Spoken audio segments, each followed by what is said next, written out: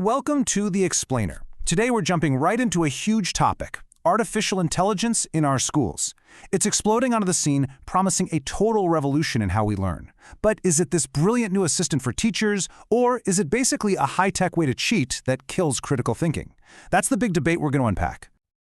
All right, here's how we're going to break this all down. First, we'll look at how AI just showed up on campus. Then, we'll dive into all the exciting promises it holds. After that, we got to talk about the perils and the pushback. Then, we'll get practical with what's actually working in classrooms. And finally, we'll look at the road ahead. So let's kick things off with AI's grand entrance onto campus. The thing is, the technology is already here, it's everywhere. But the rulebook, it's basically being written on the fly. This has created, a sort of digital Wild West where everyone, schools, teachers, students, is just trying to figure it out as they go. And here is the core of the problem. For state education leaders, AI is now their #1 priority. Get this, it's even bigger than cybersecurity. And yet, only about 40% of states have actually given schools any official guidance on how to handle it. This leaves the vast majority of districts completely on their own, creating this messy patchwork of policies that could easily make inequality even worse. Okay, so even with all that chaos, there is a ton of optimism out there. So what is the promise of AI that has everyone so excited? Let's take a look at the best-case scenario. Just look at a place like Rice University. They aren't just dipping their toes in the water, they are diving in headfirst. They're rolling out Google's Gemini across the entire campus, with full data protection and building a whole ecosystem of training and support around it. This isn't just handing out a cool new toy, it's a really deliberate attempt to figure out what responsible AI actually looks like in the real world. And the stakes here go way beyond the classroom walls. The World Trade Organization is predicting that AI could pump up global trade by nearly 40% in just the next couple of decades. That is a massive economic shift. And it means the AI skills that students are learning today are going to directly impact their job prospects tomorrow. But, and this is a huge but, that same WTO report comes with a pretty stark warning. This economic boom has a catch. Without a major investment in education and retraining, all those incredible benefits are just going to concentrate in the hands of the wealthy, which will just fuel social backlash. This makes education not just about learning stuff, but about economic survival and stability. Right, and this idea of partnership is absolutely key. Even in the super rigorous world of academic research, the goal is to use AI to augment human judgment, not replace it. So the AI can handle the grunt work, like checking for plagiarism, but the critical thinking, the final decision, that still stays in human hands. Okay, but that whole optimistic vision is running into a brick wall of resistance. Down on the front lines, educators and administrators are raising some really serious red flags, and that's leading to some major pushback. Check this out. A survey of nearly 500 university provosts captures this dilemma perfectly.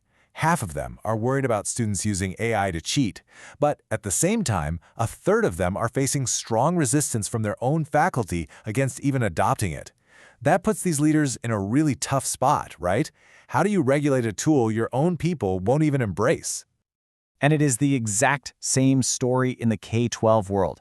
A survey of over 500 teachers shows they are completely split down the middle. On one side, you have folks who see AI as this amazing assistant that can save tons of time on planning and grading. But on the other side, there are these deep concerns that it could just become a harmful crutch, leading to over-reliance and actually eroding real student learning. And all these concerns open up these massive, thorny questions that nobody really has a good answer for yet. With AI detectors being so unreliable, how can you even tell what's authentic student work anymore?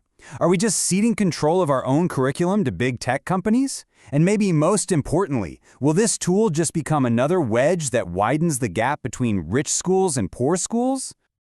So with the path forward so murky and the debates raging, what's a teacher actually supposed to do on Monday morning? All right, let's pivot from the problems to the practical solutions. How are teachers on the ground actually making this work in their classrooms, like right now? Well, the smartest educators aren't just sitting around waiting for some policy to come down from on high. Nope, they're taking control. They're writing their own rules, putting clear AI policies right in their syllabi, making students show their work with drafts and reflections, and sticking to school-approved tools to keep student data safe.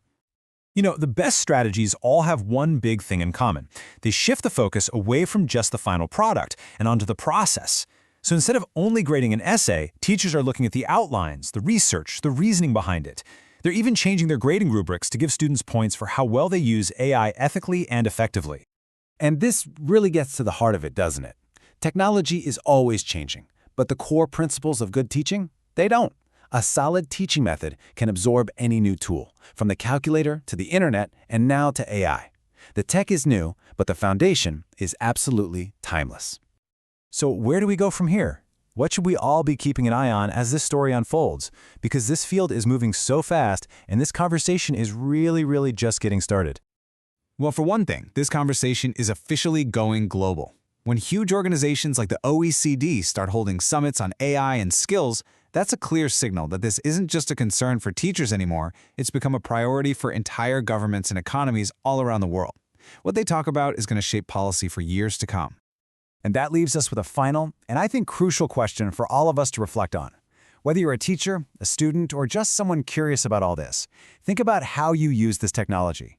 Are you using it to completely automate tasks, to replace your own thinking? Or are you using it to augment your abilities, to enhance your own judgment? The answer to that question might just define the future of learning itself.